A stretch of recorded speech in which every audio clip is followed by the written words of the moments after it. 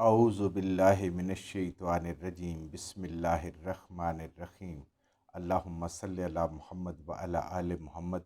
اللہ جل شانہ کا بے حساب کرم احسان اس ذات کا کہ جس نے ایک دفعہ پھر قرآن مجید سمجھنے کے لیے یہاں پہ ہمیں اکٹھا کر دیا۔ آج ہم انشاءاللہ 7واں پارہ سورہ الانعام کی آیت نمبر 53 سے اپنا سبق شروع کریں گے۔ سورہ الانعام آیت نمبر 53 سے۔ اعوذ باللہ من الشیطان الرجیم بسم اللہ الرحمن الرحیم وَكَذَلِكَ فَتَنَّا بَعْضَهُمْ بِبَعْضٍ لِيَقُولُوا أَهَٰؤُلَاءِ مَنَّ اللَّهُ عَلَيْهِم مِّن بَيْنِنَا أَلَيْسَ اللَّهُ بِأَعْلَمُ بِالشَّاکِرِينَ۔ وہی تسلسل چل رہا ہے پچھلی آیات میں کہ مشرکین عرب، اور شاید اب بھی پوری دنیا میں ایسے ہو، کہ قبول اسلام سب سے پہلے غریب، درویش، فقیر لوگوں نے کیا، جیسے کہ پچھلی آیت میں بھی پڑھا۔ تو قریش کے سردار نبی کریم صلی اللہ علیہ وسلم سے کہا کرتے تھے کہ ہم ان کے پاس نہیں بیٹھ سکتے، ان کے پاس بیٹھنا ہماری توہین ہے، حتق شان کے خلاف ہے، تو آپ ہمیں الگ سے ٹائم دیں یا ان کو پیچھے اٹھا دیں، جب ہم آئیں تو ان کو اٹھا دیا کریں، ان کو پیچھے کر دیا کریں، ہم آپ کے ساتھ بات کیا کریں۔ تو ہر نبی کا دل ہوتا ہے، حریص ہوتا ہے اس بات پہ کہ اس کے امتی ایمان لائیں، کامیاب ہوں، اللہ کے سامنے جائیں تو کامیابی کے ساتھ جائیں۔ تو اللہ تعالیٰ نے اس سے پہلے کہ نبی کریم صلی اللہ علیہ وآلہ وسلم ان سے کوئی بات کرتے، اللہ نے ان لوگوں کے ایمان کی قیمت کہا کہ بہت بڑی قیمت ہے جن لوگوں نے یہ جو ایمان لائے ہیں۔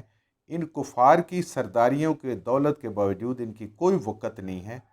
وقت تب بنے گی جب ایمان لائیں گے، دین پہ چلیں گے، آپ کو اللہ کا نبی مانیں گے، کتاب کو اللہ کی قرآن مانیں گے۔ وہی بات آگے چل رہی ہے، ایمان والوں کے ایمان کی قدر و قیمت کا اندازہ ہو، یہ اللہ کی کتنی بڑی نعمت اور مہربانی ہے کہ اللہ کہہ رہے ہیں ان کو دور نہیں کرنا۔ کیوں؟ کہ یہ اللہ کی رضا چاہتے ہیں صبح شام، یہ خالص اللہ کے لیے آتے ہیں، دین سیکھنے کے لیے آتے ہیں اور اپنے رب کو راضی کرتے ہیں۔ ان کے اندر دکھاوا، ریا، شہرت کچھ بھی نہیں ہے، لیکن یہ جو آتے ہیں ان کے اندر یہ ساری چیزیں، دکھاوا بھی ہے، شہرت بھی، ریا بھی ہے، اور یہ چاہتے ہیں اسلام کے ذریعے سے ان کی دولت میں اضافہ ہو، جبکہ اسلام کے تقاضے تو مختلف ہیں۔ وَكَذَلِكَ، اور اسی طرح، فَتَنَّا بَعْضَهُمْ بِبَعْضٍ، اسی طرح سے ہم بعض لوگوں کو بعض کے لیے فتنہ بنا دیتے۔ یہ ان کا امتحان ہے کہ ان کے اندر کا جو تکبر ہے، ان کے اندر جو بڑا پن ہے، اپنے آپ کو کچھ سمجھتے ہیں، اگر ان لوگوں کے پاس بیٹھیں گے تو وہ ختم ہوگا جن کے پاس مشکل سے سطر ڈھانپنے کا کپڑا ہے، کھانے کو بھی کچھ نہیں، پینے کو بھی کچھ نہیں ہے، معاشرے میں کوئی مقام نہیں ہے ان کے مقابلے میں۔ اللہ کہتے ہیں ان کے ساتھ بیٹھیں گے تو ان کا تکبر ختم ہوگا، تو ان کے ایمان قابل قبول ہوگا۔ اللہ کہتے ہیں ہم نے یہ ان کے امتحان بنا دیا ہے، آئیں، دین کو سمجھا تھا، ان سے پہل کر جاتے، ایمان لے آتے۔ جنہوں نے پہل کیا ان کے اللہ تعالیٰ نے درجات بلند کیے کہ نہیں کیے؟ اللہ فرما رہے ہیں کہ یہ فتنہ ہے۔ تو آج بھی اگر دین کسی وجہ سے انسان رک جائے کہ فلاں یہ کرتا ہے تو میں بھی جاؤں اور اس طرح کروں، اور وہ میں بھی بیٹھوں، میں بھی سنوں، میں بھی اس پہ عمل کروں، فلاں بھی بیٹھتا ہے، میرا تو بڑا جو مینٹل لیول ہے وہ ہائی ہے، اور یہ تو بس عام سے لوگ بیٹھے ہیں، یا تو عام سی باتیں ہوں گی۔ لیکن اللہ کا دین عام نہیں ہے۔ بے شک وہ غریب لوگ تھے، لیکن ان کے دل میں ایمان تھا، اس لیے وہ سمجھتے تھے کیا، لیقولو، وہ یہ کہتے تھے، وہ اپنے آپس میں بات کرتے تھے، اہؤلاء من اللہ، یہ وہ لوگ ہیں جن پہ اللہ نے احسان کیا، کیونکہ ایمان ہونا، دین ہونا، یہ تو بہت بڑی چیز تھی نا۔ وہ کہتے ہیں کہ یہ اللہ نے ان لوگوں پہ احسان کیا جن کے پاس نہ کچھ پہننے کو ہے نہ کھانے کو۔ اگر اللہ کا احسان ہوتا تو جیسے باقی چیزیں نعمتیں ہمیں ملی ہوئی ہیں یہ بھی ہمیں ملتے۔ تو اب دو ہی باتیں ان کے ذہن میں آتی ہوں گی کہ یا تو یہ کہ یہ نعوذ باللہ بات ہی غلط ہے، یا یہ کہ اس بات کی کوئی اہمیت نہیں ہے، اس کی کوئی ضرورت نہیں ہے، اس کے بغیر بھی ہم بڑی کامیاب زندگی گزار رہے ہیں۔ تو یہ جو دولت ہے نا، دولت ایمان، یہ اللہ تعالیٰ نے غرباء کو دیکھ کے ان امیروں کو اور ان بڑے لوگوں کو، ان کے بڑے بڑے جو سردار تھے، ان کے لیے اللہ تعالیٰ نے امتحان بنا دیا۔ اللہ تعالیٰ بچائے ان امتحانوں سے۔ جب ان امتحانوں میں انسان یا فتنوں میں مبتلا ہو جاتا ہے تو اس وہ صراط مستقیم اس کے وہ نہیں چلتا ہوا بھی بھٹک جاتا ہے وہ اس بات سے۔ کیونکہ ان کے لیے تو سارا کچھ وہی تھا نا، دنیا تھی، ان کی دولت، عزت، ان کی کرو فر، ان کا ہٹو بچو، وہ سارا جو پروٹوکول تھا ان کا، وہ ساری کی ساری.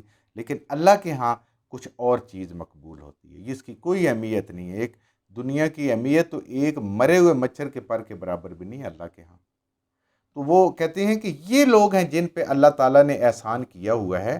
علیہم میں بیننا، ہم میں سے یہی اللہ کو ملے ہیں چننے کے لیے جو دین اسلام لائیں.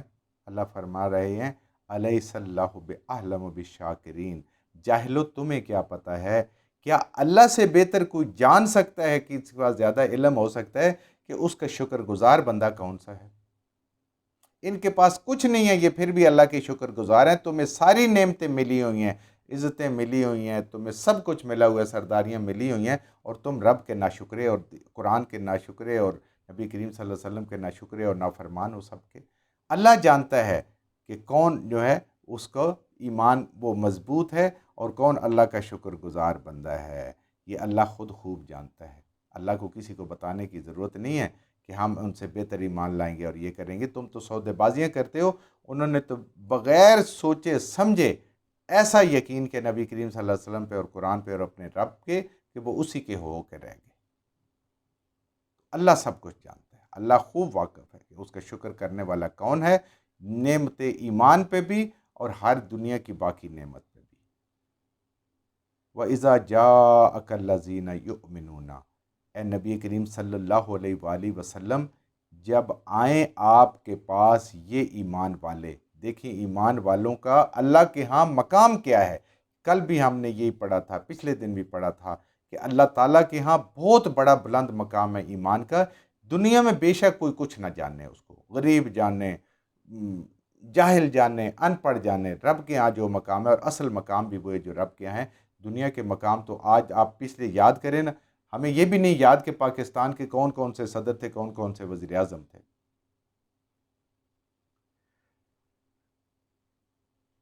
اور جب ایمان والے آپ کے پاس آتے ہیں، یؤمنون بآیاتنا، جنہیں ہمارے اس قرآن کی آیات پہ اور آپ کی باتوں پہ پورا پورا کامل ایمان ہے.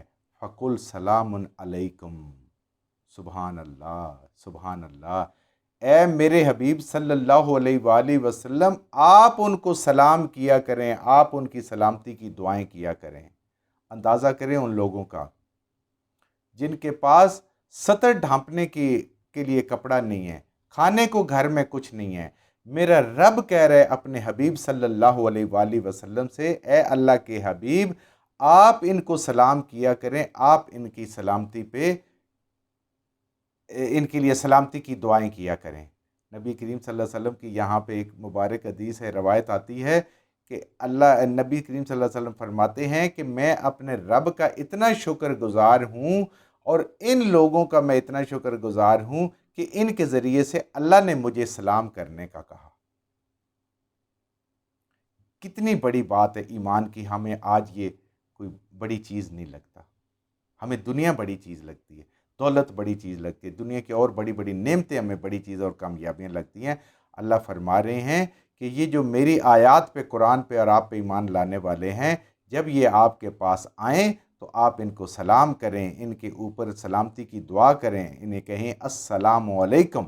یہ اللہ کہہ رہا ہے. کتب ربکم، لکھ لیا ہے، فرض کر لیا ہے، لازم کر لیا ہے آپ کے رب نے، علی نفسہ الرحمہ، اپنی ذات پر اپنی رحمت کو، اپنے غضب پہ رحمت کو باری کر لی. پیچھے بھی پڑا تھا، اور اب یہ وہ بات خاص ہو گئی ایمان والوں کے لیے. ایمان والوں کے لیے خاص طور پہ اللہ تعالیٰ نے ان کی جو غلطیاں، گناہ چھوٹے موٹے جو ان سے ہوتے رہیں گے، بڑے چھوٹے سارے، اللہ ان کو معاف فرما دے گا. آگے وہی بات آ رہی، انہ من عمل منکم سوءا، ان ایمان والوں میں سے جس سے کوئی گناہ ہو جائے، کوئی برا کام ہو جائے، کوئی نادانی میں حرکت کر بیٹھے، بجہالت نادانی میں ہو جائے، ثم تاب من بعدہ، اگر یہ توبہ کر لیں گے اس کے بعد، وہ من اصلح، اور پھر اصلاح کر لیں گے، یعنی وہ عمل دوبارہ نہیں کریں گے اور نیکیاں کرتے رہیں گے، فَأَنَّهُ غَفُورٌ الرحیم، تو بے شک اللہ بخشنے والے. دیکھیں اللہ تعالیٰ نے نبی سے سلام کہلوایا، اللہ تعالیٰ نے اپنی رحمت کو ان کے لیے یاد دلایا اور کہا کہ تمہیں گناہوں پہ معافی ہے، بس معافی مانگتے رہو اور گناہ کا اعادہ نہیں کرنا. جذبات میں آ کے انسان ہے، بشری کمزوری ہے، کہیں پہ بھی کوئی ان سے غلطی ہو جاتی، رب سے معافی مانگتے رہیں، اللہ معاف کرتا رہے گا۔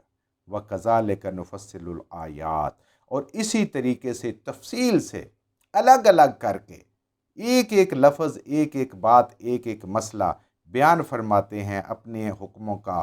لَتَسْتَبِينَ سَبِيلُ الْمُجْرِمِينَ، تاکہ لازماً ظاہر ہو جائے گناہوں کو اپنا راستہ، گناہ گار سنیں بھی تو انہیں پتہ چل جائے کہ ہم غلط راستے پہ ہیں، یہ راستہ صحیح ہے۔ اللہ فرما رہے ہیں تاکہ ان پہ اپنے راستہ ظاہر ہو جائے کہ یہ گناہ کا راستہ ہے، یہ صحیح راستہ ہے، یہ صراط مستقیم ہے، یہ شیطان کا راستہ، یہ بھٹکا ہوا ہے، یہ علم ہے، یہ جہالت ہے۔ یہ بالکل واضح ہم اپنی آیات کو ایسے کھول کھول کے بیان کرتے ہیں، ایسے مکمل طریقے سے، روشن طریقے سے بیان کرتے ہیں تاکہ تم ان پر عمل کرو اور گناہ گاروں کے راستے الگ ہو جائیں، پتہ چل جائے یہ نماز پڑھنے والا ہے، یہ نماز چھوڑنے والا ہے، یہ اللہ کی ماننے والا ہے، یہ اللہ کی نافرمانی کرنے والا ہے۔